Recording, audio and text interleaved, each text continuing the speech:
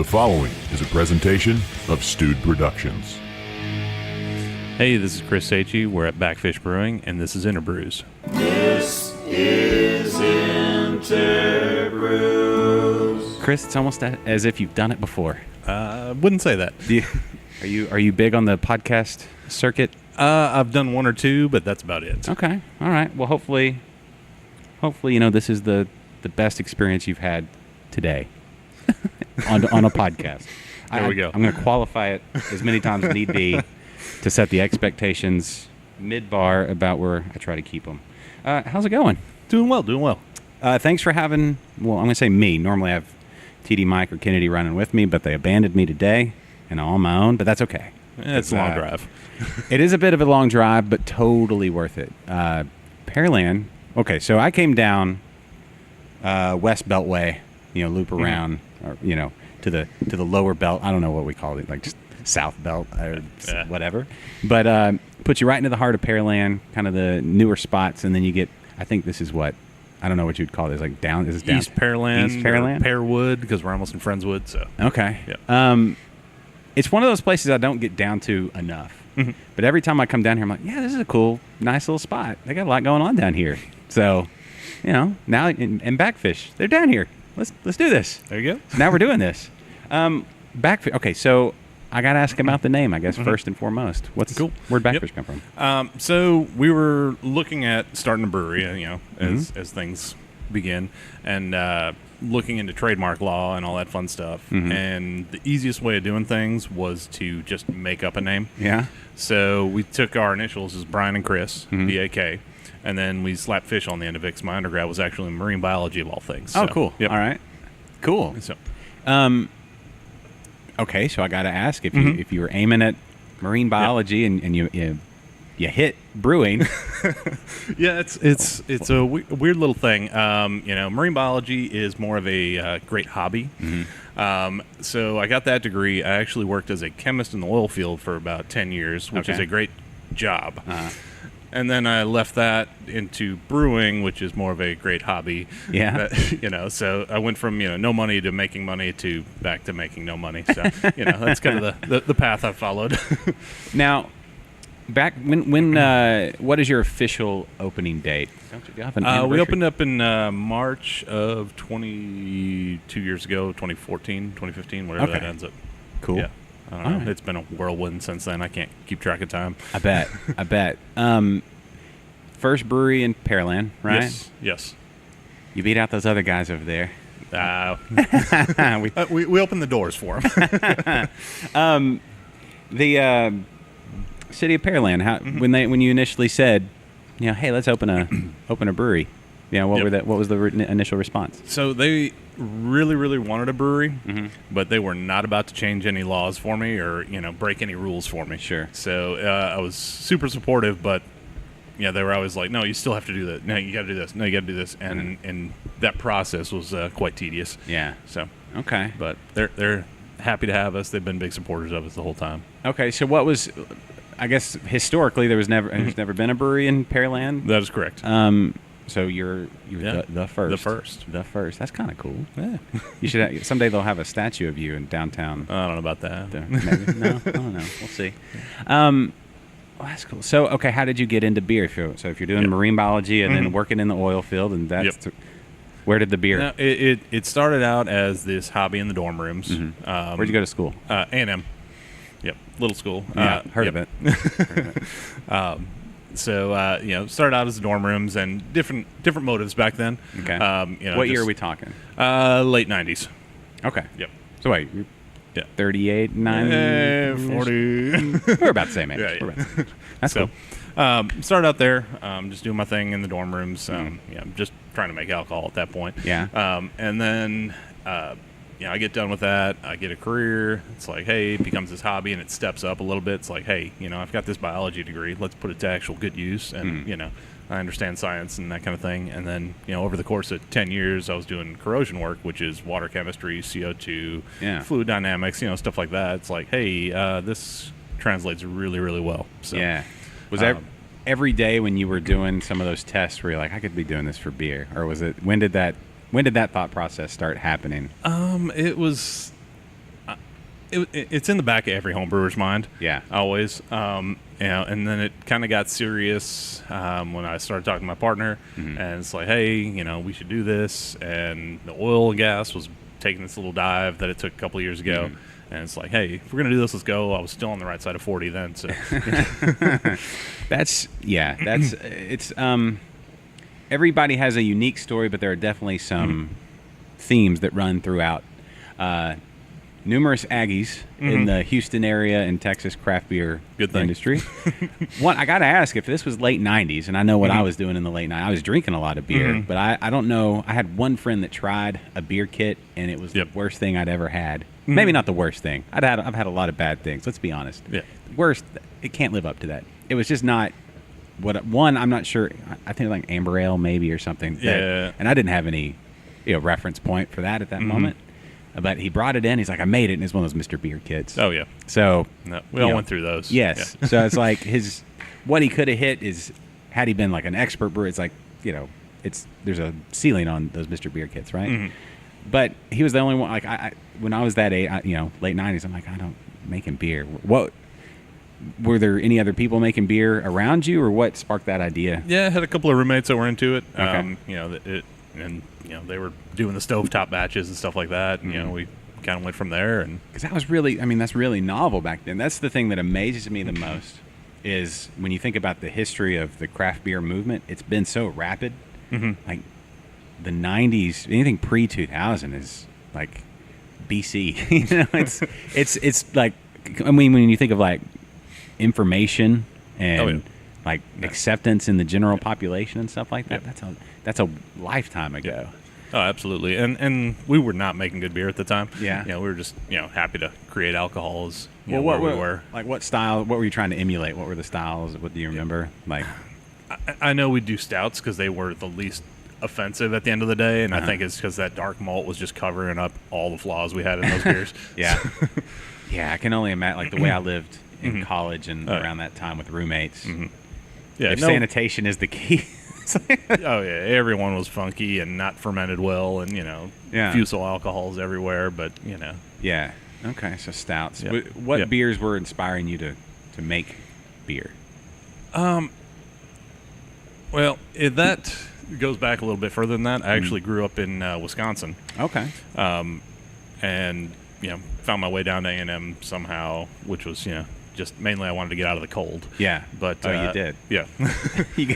wanted nothing to do with shoveling driveways anymore. Okay. But I got into Leinenkugels back when I was up there. Okay. And that was the big thing. Yeah. That wasn't Miller up there because everything's Miller up in Wisconsin. Yes. So okay, so that was your first exposure to the good stuff. Yes. And that was pre-Miller. Like, when were they bought out by Miller? They were probably bought out about that same time. Okay. So that's probably about the time we started seeing them. Yeah. Okay, that makes sense. But they made some. Yeah. I guess they still make good beer. I don't drink their beers, and it's kind of it's the whole principle thing, right? And there's so many good. That's the thing. I remember it's like you watch some of these breweries that got bought out, and you're like, oh man, I can't drink them. But then you think, I don't have time for that anyway. There's so many good beers coming out. I got to make it down to Pearland. I got to make it to Galveston. I got all these places that are right there. Oh yeah. And life is so busy that when you get to come to these, like, I don't know about you, but I don't know how much you make it out to Cyprus. It's probably not that often, right? Few and far between. Exactly. Yep. So that's where I am, and now we've got, we've got one open in Cyprus. We're on the cusp of two more, so it's becoming like a little area, right? Exactly. And they're small, and they're just going to be in that area, until, and I think it's great. Houston, we do like in town. You can get to a handful of breweries like in a absolutely deal, right? Yep. Some places like I think like New York City or like Brooklyn or what, they have kind of a brewer's district kind of thing. And Houston, just kind of being the way that it is so spread out, doesn't really lend itself for that. Yep. But we have these pockets. Exactly. And it's great. No, it's a good thing. Yeah. I'm hoping we get another one or two in Pearland, but you never know. No, it would be. How big is Pearland? How many people in Pearland? 120, 130,000 people. Yeah, that's a pretty big city. Yeah. And that's the thing you just don't even think about. Like Pearland's got An eighth of a million people, I guess, if that matters. Yeah. Whatever that math ends up.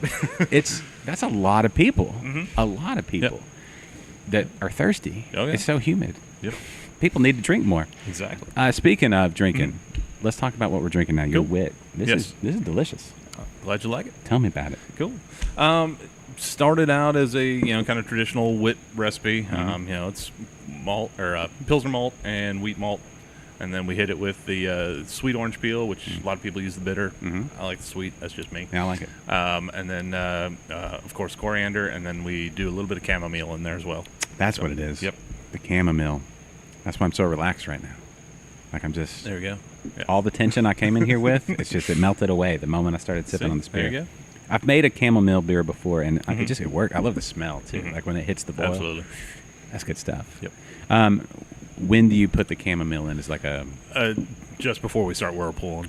okay. So it's just keep it in there. Keep all the aromatics in there if we can. Okay. Yeah. Chamomile smells great. Tastes. It's like a real soft kind of. It's just cozy. It's There like you a like a comforter for your tongue or something. I don't know. I like chamomile. I'm a proponent. There we go. Chamomile. If there was a pack for chamomile, I would be giving money to it. There we go. Possibly. Possibly. No, that's good stuff. So your wheelhouse personally, what do you find yourself drinking the most or thinking about the most or Being Texas, it's hot. All those stouts I was making back in college, I've gotten away from those for the most part. Yeah. There's still it's always that time and place and mood and what I'm eating and all that always plays a factor. Yeah. But that being said, the one I've been drinking the most of lately has been the Cheap Sunglasses, Yes. which is our American Pale Ale. Okay. It's one we did as a test batch last year, and we sold through that faster than we sold through any other beer. So this year it started out as a regular beer in the lineup. So Cool. and we're still moving it faster than anything. Well, almost as fast as the All Y'all, but yeah, we're getting up there. That's cool. So you do can. Mm-hmm. You can buy here at Yes. the brewery because you have a brew pub license. That is correct. Excellent. You were canning your double IPA as we went back there. Yep. What else? You're telling me you can what else? We also can the Wit and then our All Y'all, Okay. Very cool. which is the golden ale. Nice. Very nice. That's cool. It needs to be. They need to change the law. I mean, I see you've got the Texas Craft Brewers Guild. Yep. Sign over here. The Craft Pack working on changing the law for commercial breweries that with that license. It makes so much sense to come into the brewery, come into the tap room, hang out with your friends, and it's like, you know what? I'm going to take a little bit of this with me for the rest of the week. Yep. Just so silly that it's not. We'll get there, right? You think, yeah. You think so? Yep. Okay.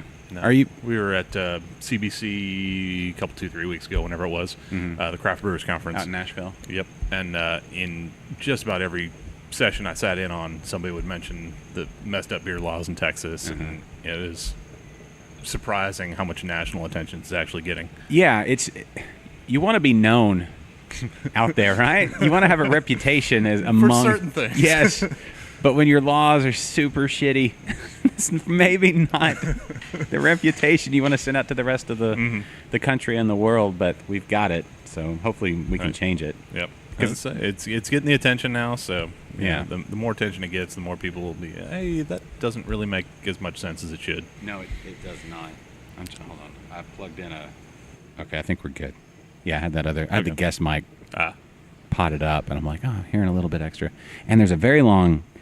I'm distracted. A very long hair that I don't think is mine because I don't have that much hair. So I'm pretty sure that wasn't, unless it was like. It looked a little blonde. Yeah, unless it was a back hair or I don't know what that was. That's crazy. No, blonde hair would be a daughter of mine, one of the three, or a Gotcha. wife. I can. Yeah. Yeah. Anyway, I'll let them know they made the podcast one more time. There you go. All right. What were we talking about? Not the hair. Messed up beer laws. Oh, I the think messed we up were beer at. laws. Yeah. Now you talked about Pearland had, they weren't going to break any rules. What were some of the big challenges you had to?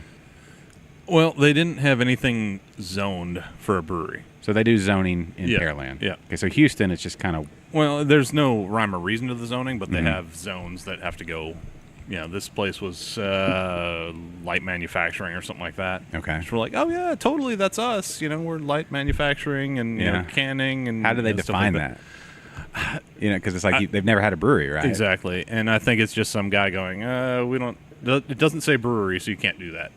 It was along those lines. Is kind of how. It doesn't say not brewery. Exactly. And you have to convince. That's the problem. Is the people in those positions are never like cool like that. Yeah. It's like I don't know what. Like maybe I don't know what it is. Like people's DNA. Like, hey man, it doesn't not say. Yeah. And they should be like, yeah, you're right. It doesn't not say. No, but they, wanted to. It doesn't say you can. So did they have to change the definition, or did they? So we had to. Essentially, what they call it? We had essentially rezone the property to allow a brewery to be here. Okay. Which delayed opening 3-4 months. Oh, what did they zone it as? What are you considered? I forgot the name. It was a special permit. We were basically this plot of land that we sit on right now is okay to have a brewery on. Okay. A conditional use permit or something along those lines. I forget exactly the terminology they used. Okay. But so we're allowed to manufacture beer here is essentially what we had to rezone as. Okay. And it overlays the light manufacturing that we were. So, okay. Yeah. So, all right. What was there something here before that? I mean, was this was a tool rental facility, so you can come here and run a backhoe for the weekend kind of place, and now you can rent a keg. beer, a keg. Yeah, you can rent a keg. I don't know. Yeah, that's okay. Yeah. Well, good. I'm glad that they saw the light. That stinks that it took so long. Yeah, but that's kind of the nature of it, I guess, right? Yep, exactly. I was listening to I listened to a very podcast catalog, right? But one was a business podcast, and they're talking about if you're heading into something, if you're heading toward, you're going to get wind in your face, resistance, right? So there's always that. You just have to know that that's coming. Oh yeah. No. And you knew it was coming, and now you're here. There you go. And I'm drinking the amber because I chugged the wit super fast. That wit, that's gonna be a good summer beer. I mean, it's already summer basically.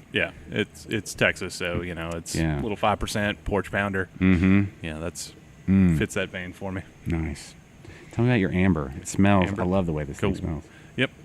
So amber is one of those things I like to riff on because amber is not a thing as far as I'm concerned. Yeah. If you look at the ambers that are out there, St. Arnold's amber is a hoppy American amber, and if you look at Alaskan amber, it's like a Dortmunder style. Yeah. A beta amber is an amber lager. Yeah. So you look at these ambers, and then ours is more of a English style Scottish export. Yeah. So it's very malt forward. You get that roasty, toasty bits to it, as well as some of the caramely characters as well. Yeah. So. What so the hops that you added, were they English hops or? Yes. What hops are in this one? Just a little bit of East Kent Goldings is the one I like. Yeah. That's good. So it's almost that's like that woody, earthy. Yeah, when you hear like liquid bread. Exactly. These are the styles. But yeah, amber. IPAs get all the press for being all over the map, right? Like there's a lot of from we started with just like I guess English IPAs, and then we had American IPAs, and then West Coast IPAs, and then now we've gone the other way to the East Coast. Yeah, and the cloudy. What do you think of NEPAs? Do you have an opinion? Okay. Controversial here. Oh, absolutely. Me personally, I can't stand the look of them. Okay. That being said, totally digging the science behind them. Yeah. The dry hopping during fermentation, creating these terpenes and stuff like that. Yeah. Totally digging that. What's a terpene? Get scientific on Yes. Go deep. So it's actually better known in the pot industry. Okay. It generates different flavors, more the fruity type flavors that are associated with these New Englands. So it comes from the hop itself, or is it a combination? It's like a reaction. It's a reaction of the hop compound with the yeast. Okay. Yep. Oh, see, that's cool. So, that's like it's a totally new thing. Exactly. Not new as in it never, but I'm saying like a new to brewing. Or two things that come together and can create a whole nother thing. A whole nother thing that wasn't there before. And, terpenes. I've never heard of terpenes. Like you hear about alpha and beta acids and lupulin and all that other stuff, right? Yep. terpenes. Yep. So what is it? A certain part of the hop? Like, is it? It's just a molecule transformation that's happening. Okay. So the yeast is taking in this hop compound and basically spitting out a different one, is my understanding. Carson, one of my lab guys, he could speak on it better than I can. Okay. But, no, that's cool because hops seem to have they seem to be more not morphable maybe. I mean, when we think about light struck and isomerization, is it isomerization? Yep. All that stuff that it's like they're a very flexible, I guess, or not flexible, but delicate or something. transfer, or a lot of transformations happen with them. Like a hop is not just a hop that's a hop. It's what direction are you going to take it in. It's like when do you add it? Which hop are you at? Like the world of hops. It's crazy. Exactly. No, and that's why we're coming out with new things, and everybody's driving that IPA thing and having a lot of fun and creating new things. Yeah. But ambers. Ambers are all over the map too, but there's not the controversy's not there. Yeah. Maybe can you do a cloudy amber like a New England amber? I'm sure you could. Like the New England effect to any style, right? Terpenes can happen within any base style. It seems to be more associated with a couple of specific yeast strains. Okay. So the East Coast ale strain, the one that I think everybody's using. I'm not going to speculate on what people are doing. But that seems to be that yeast does more generation of those terpenes than others. Terpenization? I don't know if that's a word, but we'll go with it. Point it here.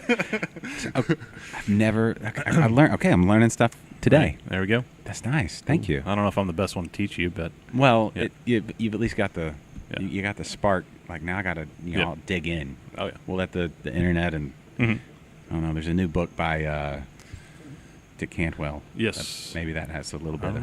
I don't know if it's in there or not. I haven't read it yet. No. It's the Eclectic IPAs. Yes. See, that book, it's like, good luck, on the release of that one. As soon as it's out, it's like, you got to work on doing the, you're already behind. You got to do another update. That should just be like an ebook that is just continually, like every day he updates that thing. Yeah. IPAs and I think people are learning as we're going here. Yeah. Especially in this front. I think it's so new that, people just think hazy's hazy, and, where there's a lot more going on there than I think. Yeah. There's different that's the thing is I like to like dig in to a style like Pilsners or whatever kind of been my latest thing to like really dig into. So you get like a Czech and a German and like okay, let's really dig into the differences between the two, and then these interpretations of each one, like who's doing this and whatever. With the IPAs, though, I mean, I guess that's too broad. IPA is like too broad of a term now. Oh yeah, you got to dig into just any IPAs or just West Coast IPAs and just really. And I think the definition has even changed in the last 10 years. Yeah. The cheap sunglasses I think would have been an IPA 10 years ago, but now if I call it anything more than a pale ale, it's not going to meet expectations of the consumer anymore. Yeah, and that's another part of like as far as like when we talk about the history of craft beer, things changing so fast, like the standards that we used when we first got into it. Yep. It's like you can't. Yeah. People that have gotten into it in the last 5 years, they I don't know that they don't reference those standards. They didn't go back and read those original classic style books or whatever. Yep. So it's a changing game. Oh, yeah. No, when I got into beer, double IPA wasn't a thing. Yeah. Oh, that's crazy, right? Yeah. It's crazy to think that a double IPA it's new. It's new, but it's not. It's like of course that's old stuff. Yeah. You're talking about old stuff. That's just crazy to think about. Like that was a thing. Or like the American version of any of those styles weren't a thing like not that long ago. Yep. That's crazy. I know that's one of those things that just kind of blows my mind. It's like it shouldn't make us feel old because it's just been so rapid. I think that's the craziest thing about how how rapid the change has happened. And that's the hard part on the being a brewery is I've got to adapt to this. I've got to make this new beer that's on the cutting edge, and getting there before everybody else is another challenge as well. Oh yeah, good luck. Yeah.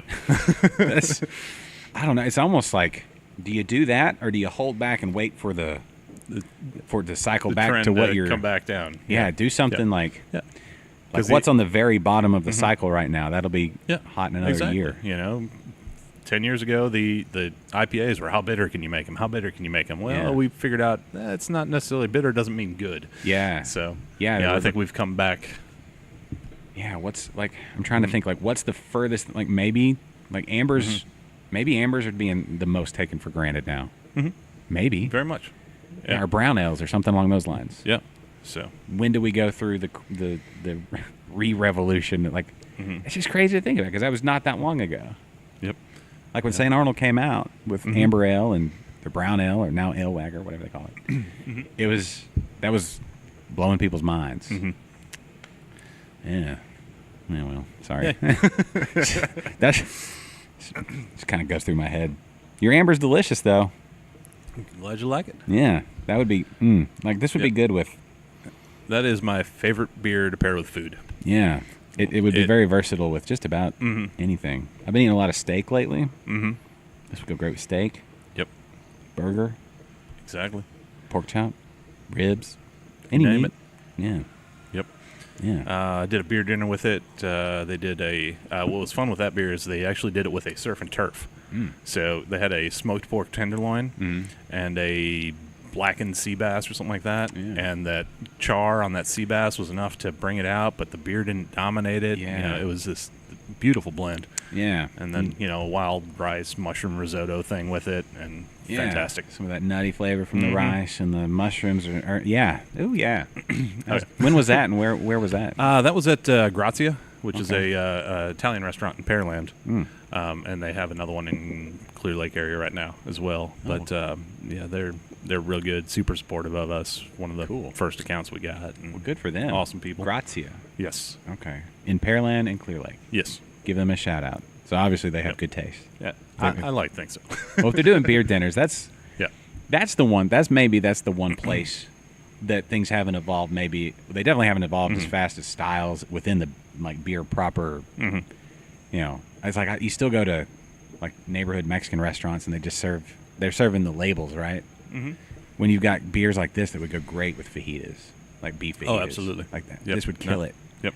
And they haven't caught on yet, or they're not willing to take that gamble, or just maybe somebody hasn't been in there and been like, pound on the bar. I demand, No. I want the amber from BAKFISH now. No. There's a Mexican restaurant in town called Emma's, and we've scheduled a beer dinner with them twice, and they've had things come up where it got pushed off, but Yeah. they're really trying to get it going there. That's good. We've got a couple of taps there, so it's an That- awesome place. I don't know what it is about the Mexican/Tex-Mex places where even when I bring that up online, people are like, "Well, I just go for the margaritas or whatever." It's like, okay, margaritas are fine. Yeah. I like a margarita every once in a while, Every now and then. but I don't always want a big sweet margarita. Like if I'm having just fajitas or Yeah. tacos al carbone No. or whatever, that's what I want, and it's not available most places. So I think that if the evolution could pop up, rev up a little more. Yep. I want this with fajitas. That's what I want, Chris. Cool. This is what I want. That's all I want. That's all I want. Nothing wrong with that. Yeah. No. Yeah. To fajitas and good beer.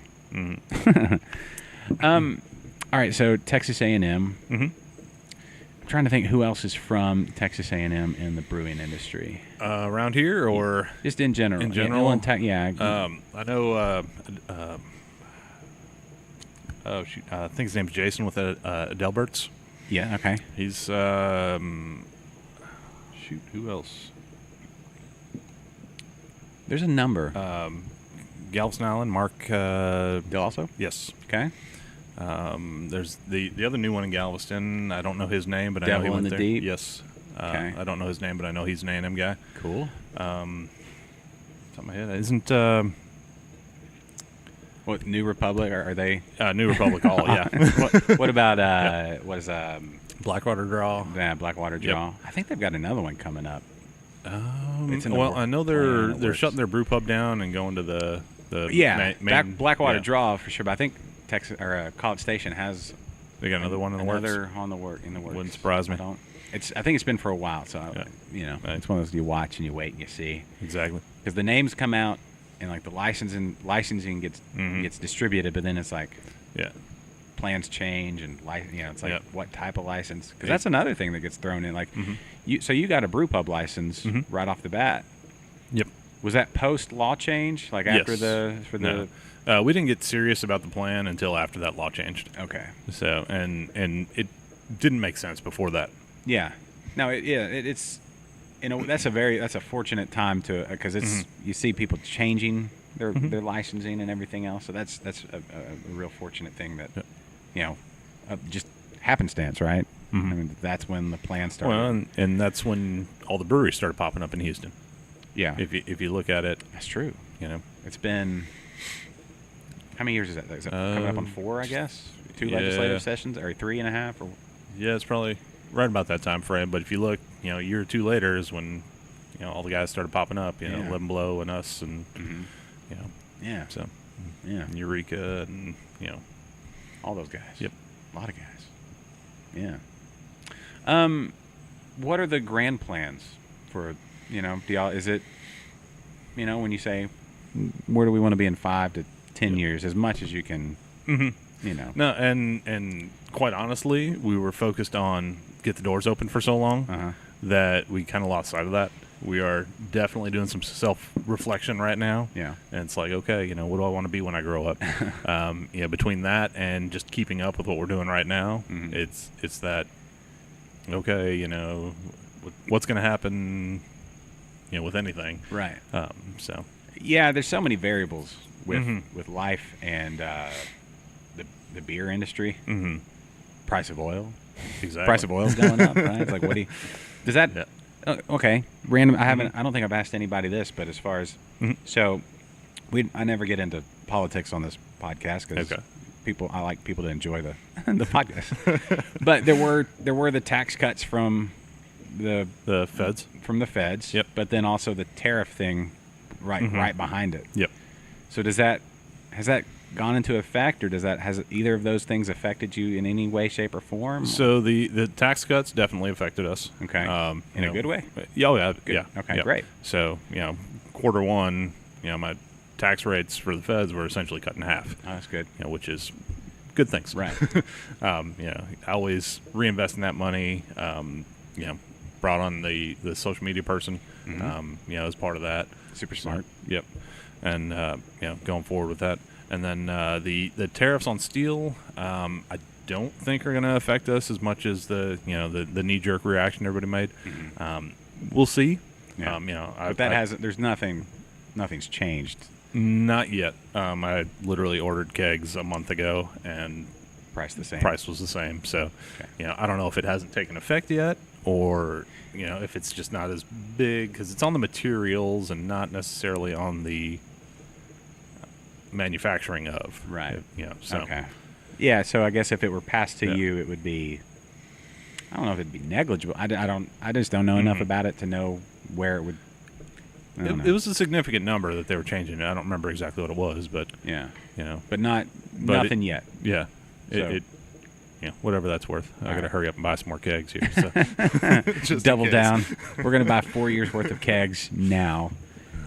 But what about, so when you think about, I hear a lot about like a Texas drought and that sort of stuff. Like as far as like raw materials and things like that and cost, since you've started, has that all stayed pretty steady, or is it, what's like grains, like the price Grains have been steady. Hops? Hops are all over the map. Just depends on what you're getting and how much they're growing and exactly. Okay. And how good the year was and stuff like that. So the grain, I haven't noticed a huge swing one way or the other. Okay. I think they got that kind of figured out, but the hops are, just everywhere. Yep. It's such a niche product, if you will. Yeah, and that's a tough one too, because when you think about demand versus, you got to grow it. That's tough. I wouldn't want to be a hop farmer. I mean, it would be cool to hang out at a hop farm. Oh yeah. But for that to be your livelihood, that would scare me to death. Of course, I don't know anything about growing hops, so that's one of those things you're dropped into in a dream. Hey, Josh, what are we going to do with all this hop farm? I don't know. I don't know the first thing about it. Pick the hops. I don't know. Water them, pick them, Yeah. whatever you do. Yeah, go get that thing that cuts them off. Whatever that's called. I read it in the book. Saw a picture of it once. Yeah, call Stan Hieronymus. He wrote that book, right? Get him on the line. I don't know. Those are the kind of dreams I have. Dropped into something that is theoretically impossible. It's like you're now in charge of all these acres of hops. And I wake up in a cold sweating. sweat. Yeah. You ever do that about this job? Have you ever had one of the work dreams? Oh, every night. Yeah. Only. Yeah. I wish they would measure and see what the stress, like, I don't know if like units of stress. I don't know if there's like a IBUs for stress or whatever, right? But what it takes to get to like dream state of stress. It's an interesting one. I don't know. I'm there. Did it happen right away? Like, was it right when you put pen to paper and signed the? I don't know if y'all have a lease or or whatever. Yeah. Yep. Lease and loan and all that fun stuff. Yeah. But I think when I quit my other job is when it really started getting me. Okay. So, before we were even open. So tell me about that feeling, like that day. Did you walk in knowing like this is the day? I guess you'd put. I planned it. Planned way ahead. So, I knew things were coming, and I had a schedule for everything, and missed that by a mile. But Did your previous employer know, like, underpin? Did he know about all the beer? Or No. I say he, they, he, she, whoever it was. Yeah. They knew I was into brewing, but I don't think they knew I was working on the business plan and all that stuff. So They didn't know you were like a beer kingpin. no. Well, I don't think I am, but You're the Pearland beer. Yeah. You're like the guy. You're like the godfather of Pearland craft brewing. Did you ever think about that? Like this is your domain. This is your area. yeah. You call the shots. If people want to do craft beer, they got to come to you. I just I don't watched know The about all Godfather. that. Yeah. It's on Netflix. 1 and enough. 2, great. Go. 3, right? So I'm that guy who's never seen that show. What? I know I'm the weird. And It took me a while I'm so to- into movies, Yeah. but I've held back because I hear you have to watch it with somebody who's seen it before. I don't think that's the case. Okay. I mean, I didn't. I waited till I had the flu.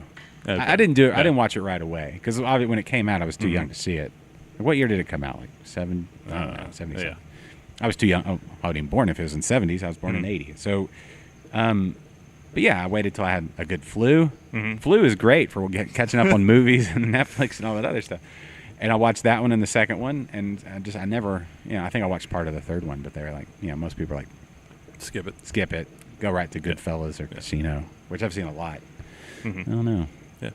But anyway, I don't know how we got there. Okay. I don't know. I With this business, do you get to watch much like Netflix shows or anything you're really into lately? The problem is I've got 2 young kids, Yeah. so I watch a lot of stuff I don't want to watch. What age? 4 and 6. Oh, okay. Yeah. So they're into the little Yeah. kid cartoons. Yeah. Like, so I try. What's but popular these days? We were Dora the Explorer, the Backyardigans. I don't know if they're still around. I don't know that one. Wonder Pets. All this stuff is streaming now too. So that was the thing. Is like, And that's the thing. The only thing we have right now is Netflix. yeah, us too. So it's That whatever's changes. on there, and what have we been watching a lot of lately? My Little Pony and Care Bears of all things, which were The big new when My I Little was- Pony. Oh yeah, Yeah, that one's crazy. Yeah. Have you seen that documentary about like grown dudes that are into bronies or something? Whatever they're called. my first experience with them was actually I'm at the Texas Renaissance Festival, Okay. camping there, Okay. and apparently the bronies had a rave tent. And me and my buddy are walking around. We walk up on this thing, and there are topless dudes just dancing and My Little Pony playing in the background. It was the most bizarre thing I've ever. Bizarre. And he knew what they were, but I had no clue. He's like, "Yeah, those are the bronies." I'm like, "Oh, That's weird. yeah." I mean, when you start a story of we were camping at the Renaissance Festival, then you're like, okay, all bets are up. This can go in anything can go anywhere. Yes. But the brony rave tent. Yeah, What year, was that this past year? Oh or no, it was a couple years ago, Okay. and it scarred me. That's crazy. Yeah. Brony. I mean, I don't know. I mean, I've seen the show. Yeah. My girls watched it. They don't watch it anymore. And then they tried to do the version where they turned into people, and they were at like a high school. I don't know if you saw that one. No, I missed that one. Yeah, no, it was like they tried to spin it off, Yeah. like to have the same characters but as people. I don't know. Alright. It just, Yeah. I don't know. We didn't get into it. How do we get there from beer? Didn't have enough or had too many, right? Speaking of, Yes. I see 3 empty glasses. Yes. So I'm going to reach over here and hit this little red button. People won't know we're gone. Okay. But when we come back, we'll have Magic new beers. magic new beers, and we'll talk all about It's them. like a pony miracle. It is. It's like, what's the one? What's the main one? Something Dash? Rainbow Dash. Rainbow Dash. Like Rainbow Dash came in, and I don't know. I don't remember what all they do. You know what? We're going to get some more beer and delve more into that. You'll never know we're gone. I promise. All right, we're back with full glasses and fuller brains with a little bit of a correction. Do we want to get right into the correction of the terpenes versus terpenoids? Yes. I was using the wrong word. Terpenes, and it should be terpenoids, not terpenes. Terpenoids. Yes. Terpenes used in... They're also plant materials, light hydrocarbons, but not the ones that we're trying to generate in the... So theoretically, there could be a terpene in a hop Yes. that could be used, that would be in a beer. Absolutely. But terpenoids are the ones we're developing The yeast. during fermentation with hops. Okay, So, that makes sense. jump. What did you get in your glass? I'm becoming old and predictable. Went with the cheap sunglasses again. Okay, So, I smelled my cheap sunglasses, and they smell great. Or the glass does. Now drinking the all y'all, all y'all, all y'all. all y'all. It Yes. rolls off the tongue, and then the all y'all with all y'all put those raspberries in there. Yes. And that one's really good too. I don't know which one I like better. I like them both for different reasons. There you go. I'm like No. I'm not gonna say no to either. No, the all y'all is our number one mover in volume. So Okay. The name. I love the yes. name. Yep, that was one I was amazed going back to the trademark thing. Wasn't taken by somebody. Yeah. No, that's a very Texan all y'all. Mm-hmm. Like, yeah. What's more Texan than all y'all need to come try some of this beer? There you go. Like, I'm sure somebody already has all right, right? Ooh, I don't know. Maybe. I don't know. Say, don't post this for a while. Not until at least this afternoon. Yeah. Now I like the raspberry. It's like the aroma of raspberries is big. It's not an it's like we say, it's very much a beer. And I like the Belgian, like a little bit of the spice kind of, playing Comes with through it. it. Yep. Yeah. So. Yep. That's good. No, the original name on that one, we actually called it a frambial. Yeah. Playing on the framboise thing, but too many people were thinking it was we're expecting a sour beer, so we had to change the name on that one. So. Yeah. That's what is your opinion on sour beers? Like them, scare the crap out of me doing them here. Okay. I've heard that story before. Or not, I've heard or at least that opinion before. That makes sense. That's a whole nother deal, Oh yeah. right? Someday when I can dedicate some space to them, Yeah. is the main thing. So Same. Okay. What about like say barrel aging or anything like that? we've done a little bit, not enough. We're not B52 right now, so as much as I respect those guys, but it hasn't been one thing. We've played with barrels here and there. We did a tequila barrel aged triple. Okay. And then we've got a little of our anniversary 2 in a small barrel, and then we're doing like small batch stuff. Yeah. Is as far into it as we've gotten. It's very much a time and space commitment, I would think. So, it's just there's a limiting factor to it. Absolutely. And climate control is the other issue we have. So we've only got so much space that's not 9,000 degrees in the summertime. Yeah. No, your tap room, air conditioned, comfortable, just very comfortable. I love your tap room. Thank you. I bet, y'all have a bunch of people every weekend. I would imagine this seems like a very inviting place where people would come out and just hang. We fill up Fridays and Saturdays. Come during the week. That's when Food, did I see food trucks? Yes, always rotating them around. So try to keep as much variety there as we can. Yeah. No, it's good Which is stuff. cool because you can come back multiple days in a row and have some good beer and change up what you're eating.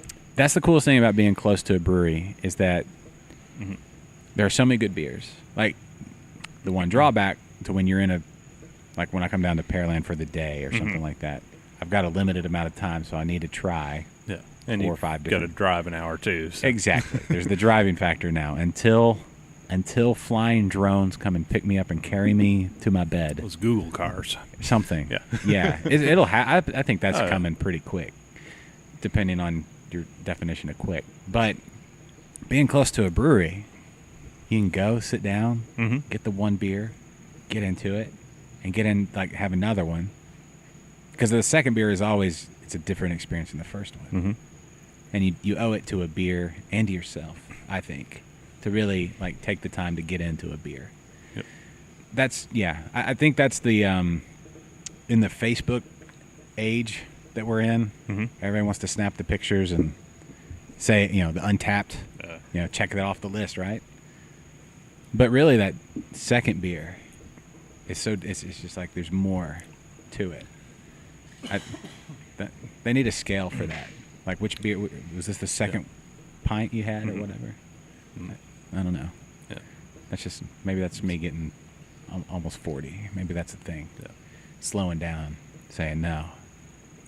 And I want to try them all. I want to get deep here. I want to get to know this one. There you go.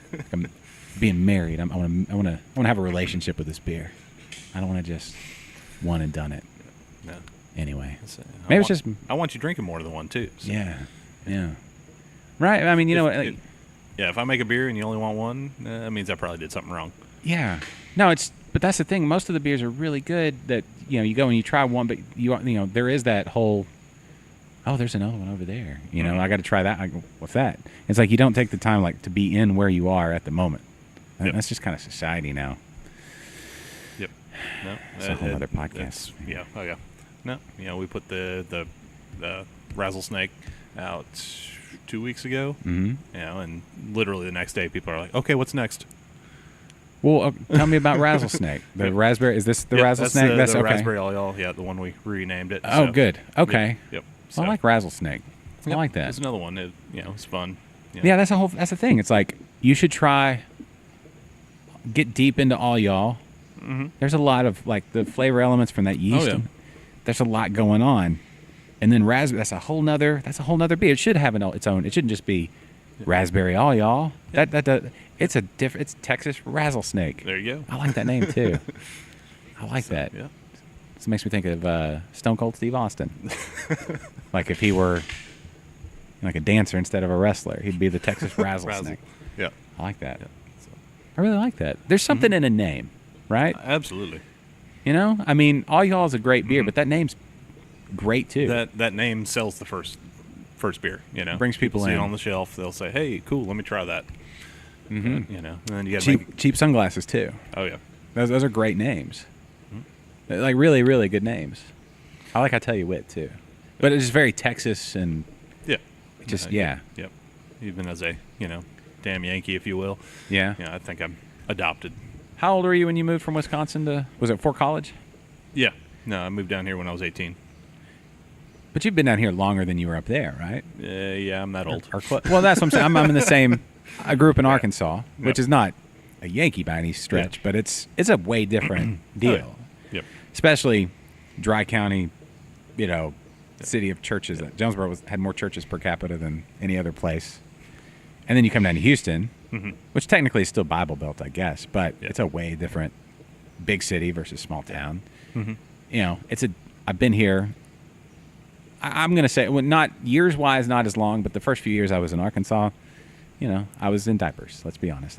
Somebody else had to, I was pooping myself. It's not not a lot of memories from that era. So it's it's my, I had formative years in Arkansas, but now my life experience, the big bulk of it is Texas. Same with you, right? So it's our culture. There you go. Yeah.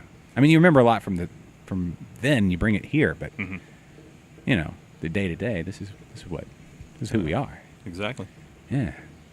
Anyway, I don't know where I was going on that. Do we need more brony talk? Maybe I don't. Bronies. That's just things I never thought were going to come up today. Yeah. No, it makes me want to go to the Renaissance Festival. Best people watching place. Oh yeah. Maybe on the planet. Definitely. That and like the Walmart Supercenter in Livingston, Texas that's pretty spectacular. I haven't been to that one, so It's worth going to. Like, take a day out on the lake, maybe go catch some catfish or something. But go to the Walmart for sure. Buy your bait at Walmart. there we go. Take a few more minutes just to look around. Nice. Pretty spectacular. Actually, the Walmart in the Woodlands too. That's an interesting blend of culture, if you will, because it's like the hoity-toity Woodlands, and then I don't know where everybody else is coming from, but it's very interesting, especially around midnight. Just in case you're looking. If you got to go to Walmart, you might as well do it around midnight. Yeah, well, that's when I get off work, so it's like I'm going to run by. I had to buy a headlight. I had to replace my headlights. I got pulled over the night before. It's like, go change them. It's like, all right, well, I'll go to Walmart. Man, real interesting. Just saying. That's you owe it to yourself to go to Walmart at midnight in an interesting area. I don't know. Anyway, what were we talking about? Oh, bronies. That's right. It's the Brony Podcast. No, let's get into. I'm going to take my one last sip of Texas Rattlesnake. I really like this. This is really refreshing. This would be a good salad, like a salad beer for sure. Yep. Especially if it had like some strawberries or maybe raspberry thrown in, like cranberries work with it too. Vinaigrette, maybe some like walnuts, maybe some blue cheese or some sort of, maybe not blue cheese, but some sort of something. Yep. Some sort of little crumbles. You need cheese on a salad. Yeah. Take all the healthiness and no. Gotta add a little fatty goodness in there. Healthy fats, right? Yeah. We'll just call them healthy fats and be good. Sure. But that and maybe I bet it's good with chocolate. Have you tried it with chocolate? Raspberries and chocolate go great. I have not. I did it with some. I had a barbecue truck out here that did a pulled pork sandwich with it, and that worked amazingly. Like they paired it with it, or they used it? I paired it with it, but okay. Yeah, it was that pulled pork meatiness and that little bit of sweetness from that raspberry kind of really played nice. How do you take just straight pulled pork with a little sauce, or how do you onion and do you put they like onion? Actually did it with a little slaw on top of it. Okay, yeah. That's how I grew up. Yeah, Memphis barbecue. It's real close to Memphis where I grew up. And that's how we do it. Chop real fine. Yeah. Coleslaw, little sauce, bunch of napkins. That's good. Yeah. I like that. Cool. All right. Cheap Sunglasses. Yes. Great song. Very Texan. ZZ Top, right? Yep. So. I love the way this beer smells. That's it's one of those things. We got into the hop bursting with that one where it's all Whirlpool hops. We don't add any hops during the boil. Okay, so for the uninitiated, or just for my own edification. So the boil, hour long, typical, or however long. We do 90. Okay, 90. Yep. All right. So is that typical with commercial versus say home brewing? Because I do home brew, but it's typically an hour. But it depends. With me, if I always like doing the 90. I had one bad DMS beer once, so it's like, okay, go to the extreme now every single time. Okay. So it just drives off more of the DMS the precursor. Yep. Okay. So the 90 just to. Yep. And we use a Pilsner malt in there, and there's more DMS precursor in there as well. Okay. So Pilsner malt, 90-minute boil. Shut off the boil. Yep. And then then you start. Start the Whirlpool, and then we add the hops there. So it's just add buckets of hops at the end. Whole cone or the pellets? We use pellets. Okay. And what hop am I smelling? It's a blend of Citra, El Dorado, and a little bit of Mosaic in there. Okay. So it's very citrusy. Yeah. The Citra and the El Dorado are the big players, and you get a little hint of the Mosaic if you're looking for it. Yeah. Mosaic. Mosaic was kind of that was a huge deal. Oh yeah. Was that like a year and a half ago or 2 years ago, where it was just like the new hop? Or I think it was at least 2 years ago. I'm trying to think, because Yellow Rose kind of blew it up. Yeah. From Lone Pine. Yeah. So those guys. That's a good beer. Somehow magically got a fantastic contract for it. It's like, who do you know? Who do you know, Blake? Who do you know? Like that's maybe he's the godfather of Magnolia. Maybe there's a pipeline. Hey. Where do they grow Mosaic? Is it all northeast or northwest? All Pacific Northwest, yeah. Okay, so maybe he knows somebody somewhere. I don't know. There's a pipeline. I don't know, but anyway, this beer. Yep. Let's talk about this beer. Yep. So smells Yeah. Fantastic. So because it's all Whirlpool Edition hops, and Mm-hmm. then we finish it up in the dry hop, you keep all those awesome aromatics in there. So that's it. The hops are just added in Whirlpool. Yes. None at the beginning for. No bitterness hops, no nothing. The guys love brewing that one because it's the easiest one. Yeah. And, they sit back and wait for the thing to boil, and they wait till it's time to transfer the thing and, start it going. Yeah, you could watch like 3.5 episodes of My Little Ponies while it's boiling. I don't think they do. I'm just saying, theoretically, You could. one could. Whether they choose to take advantage of that or not, we'll leave that up there for them to. It's their loss if they don't. Exactly, right? It's there. You only go around this big wheel once, and missing an opportunity there, perhaps. Yeah. Maybe. But I love that. Yeah, that's great. Oh, yeah. This is one of those beers you need to have two of, like Absolutely. to really dig into aroma and the flavor and finish. Do we still use finish? Is that pinky out finish? The finish of this beer. I'll allow it. Thank you. All right, cool. No, that's a good one. Cheap sunglasses. That's a great. Where did you come up with the name? Was it just like that would be a good name? Because it's just a good name. It's one of those things. I keep a little notepad in my phone, and anytime I, think of something, I just throw it in there. It's like, okay, yep. And I'm sure I had the classic rock radio on one day, and was Yeah. just like, oh, okay, cool. That'd be a good beer name, and Yeah. and I'll put it in there and later go search and see if somebody's trademarked it somewhere. And Nobody did. surprisingly, no. That's cool. Yeah. Yeah. This is a good.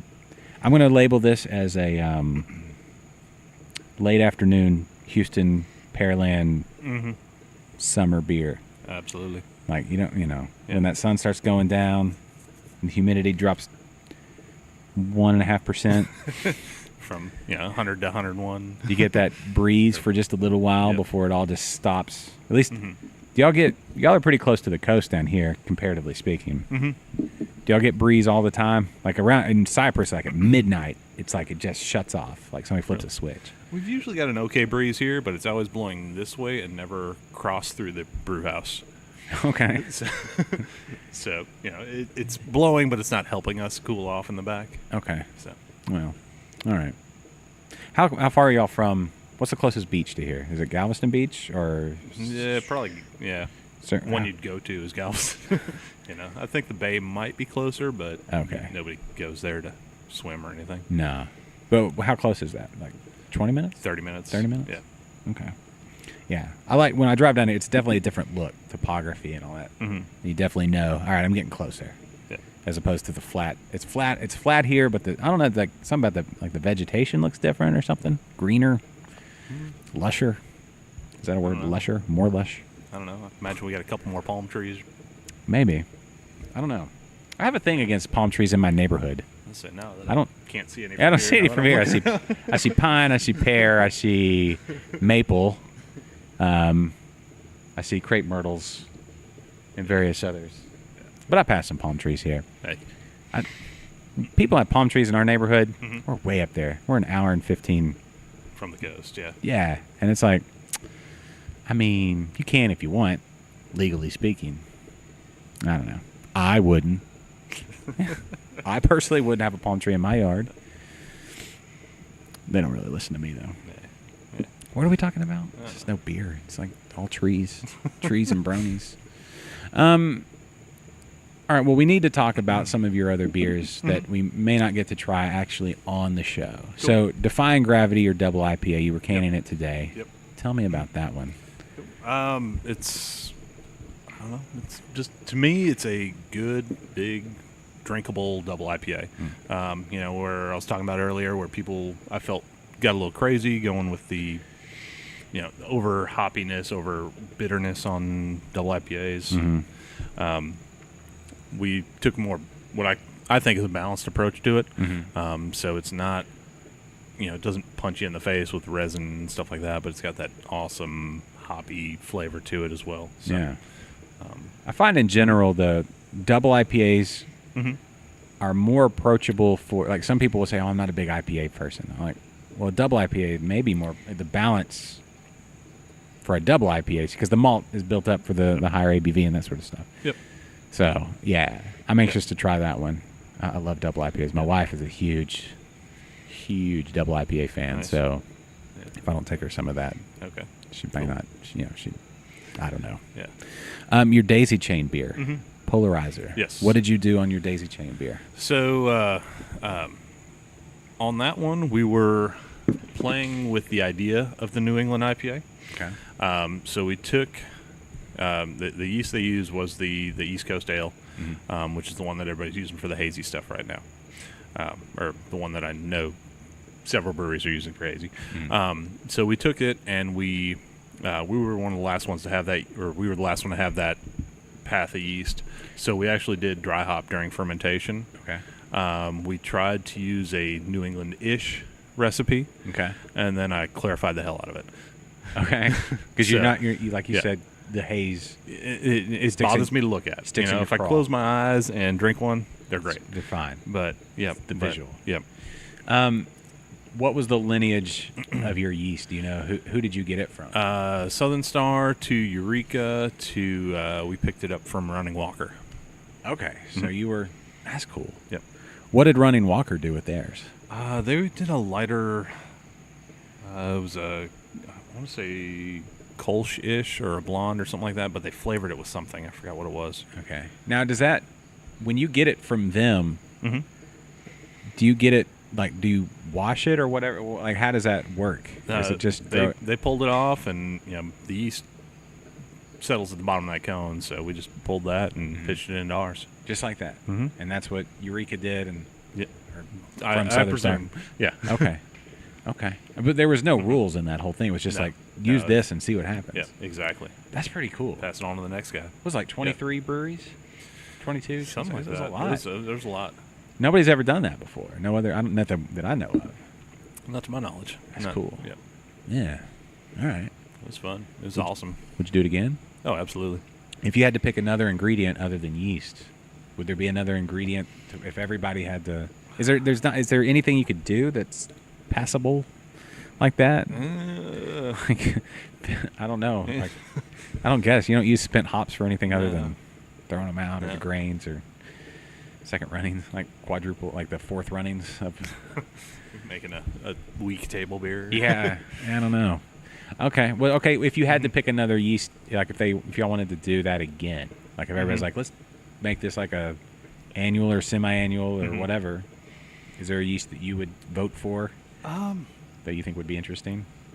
I don't. Me personally, I liked it because we did something we didn't normally do. So, throwing a Belgian yeast at somebody who's not used to using it, something like that would, to me, that would make things fun. Okay. It's like, let me do something I don't normally do, Yeah. and this is my excuse to do it. Okay. So, Okay. So, how about you let another brewery, like each person, like telephone beer? It's like you have like a one of those like those spinner wheels yep, to pick ingredients or whatever. Somebody else gets to pick. I don't know. yeah, Something like that. That's cool. The collaborative part of that is really Oh, yeah. cool. It speaks highly of the Houston area craft beer, community. Yeah. What other industry does stuff like that? yeah. Nobody. Yeah. That's cool. That's cool. The whole deal is cool. No, So, it was definitely a cool thing, and appreciate Southern Star putting that together. yeah. Now you've got Bushiasta. Am I saying that right? Yep. Okay, so that's Yep. Belgian, and then I Tell YouWit, Yep. and your Golden, Yep. and I'm Razzle. in the of course, Texas Rattlesnake. I don't see a lot of other people doing a whole lot of Belgian stuff. So, is that just something that speaks to you personally? I mean, they're So, when we opened up, I didn't want to do another blonde or another Kolsch or something like that. So I'm like, how can we make it easy, approachable, but put our own spin on it? So we pushed it the Belgian way, and it's working out. People are accepting it. yeah. So That goes back to when we were talking about the the evolution of of what craft beer is and the styles and everything, because it used to be, I'm talking about like all those 5 years or 6 years ago or whatever it was, where like the Belgian beers and the beers coming in from Belgium were just, that's like the pinnacle. They're like, if you want to try good beer, go try these beers and the Trappist beers and things like that. I guess we've kind of, the trends have gone away. Maybe those are at the, just keep doing those because it's coming back They'll around. come back around. Yeah. Yeah, because I mean, it's not that they're still delicious beers, and I love depending on what I'm eating or what Exactly. Those Belgian beers go great with food and cheese and all kinds of stuff. Yeah, you can't beat those. Cool. All right. Well, what do people need to know about BAKFISH that we haven't already said, like as far as events or philosophy or what's the take-home message? If one thing, it's one of those things. I just think we make some pretty solid beers. I'll put them up, against anybody else in Houston right now. It's we're growing, we're small. We're the suburb. Kind of the thing. I don't know. It's hard. I'm bad at bragging on myself, if that makes. Well, your beer does a good job. If somebody comes in here and tries any of the beers I've tried, they're like, BAKFISH has some good beers. Is what they're gonna leave saying. Like, that's good. And they're gonna see your tap room and they're gonna say, that's a cool, air conditioned, but a cool, cozy, inviting place. Yeah. And the atmosphere around it's like you got to talk to a little, some of the staff and stuff. Everybody's cool. Yep. You're a cool guy. Yep. They're gonna listen to this podcast and be like, let's go. I hope. Me too. As long as Josh isn't there, that's fine. No, I mean, I'll be here some, but we'll see. But no, it's cool. Pearland needs to be proud. They are. I know they are. So that's it's good stuff. So keep on keeping on. Cool. Thank you. And maybe we'll try another beer. I know I'm going to take some double IPA to go. I'm gonna is there cans over there? I see cans over there. Yeah, but you want the ones we're canning right now. Oh, fresh. Yeah. Okay. Yeah. All right, Kelly, I'm bringing some Defying Gravity. Just wait. Now she's got to listen to this one too, all the way. She through. doesn't listen to any of them. I'll tell her. I'll text her and saying I'm bringing her some. She hears me blab on enough. She's like, that's why she made me do a podcast. Yeah. She's like, you talk too much. Don't tell me about all the beer stuff. Go talk to everybody else. Exactly. All right. So we'll wrap it here. But ladies and gentlemen, listening to this podcast, one, I want to say thank you for listening to this podcast. In our neighborhoods, in the different areas of Houston, Houston and the surrounding areas, we have great breweries. Pearland is no exception.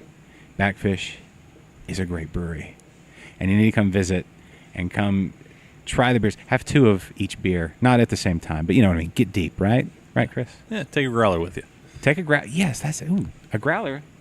That's a good size. You and a friend, if you do the full size. Yeah, we got the half ones too. So if you're flying solo, take a half, and get deep into a beer and just really enjoy, because you guys have got great stuff going on here. So thank you. All right, weekend hours and things like that for people to.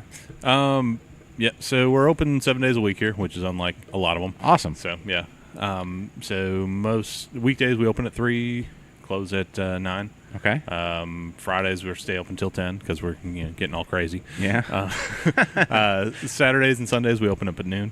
Okay. So go to early church and come make hang a day out of it. Yeah. Exactly. Yeah. So we've got the food trucks 6 nights a week. Nice. Running club on Tuesday, trivia Wednesday. Running club. Yes. I'd have to take up running before. Do you run? No, my wife runs that day. So okay, I go home and take care of the kids, and she comes up here and hangs out with the runners. My thought is, if God wanted us to run more, He wouldn't have given us cars. I don't know. Anyway, take that for what it is. All right. Well, everybody, thanks for listening.